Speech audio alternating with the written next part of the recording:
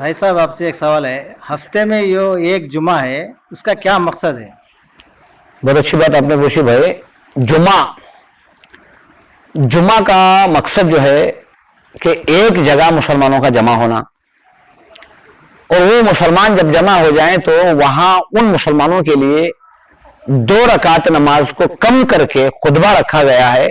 खुतबे का मतलब यह है कि वो अल्लाह के बंदे जो जमा मस्जिद के अंदर हुए हैं तो उनको दीन समझाया जाए, अल्लाह का पैगाम बताया जाए, अल्लाह के अहकाम उन्हें समझाए जाए, ताकि वो दूर दराज से करिए से आए हुए हैं तो यहां अल्लाह के पैगाम को मालूम करने के बाद अपनी जगह जाकर वो अल्लाह के हुक्म के मुताबिक अमल करें।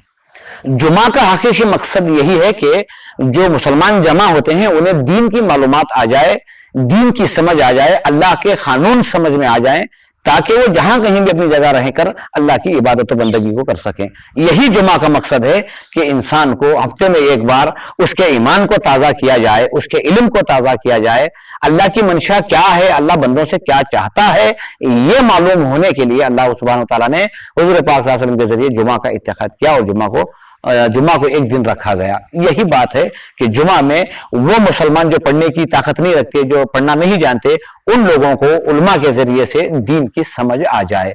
यही जुमा का मकसद है।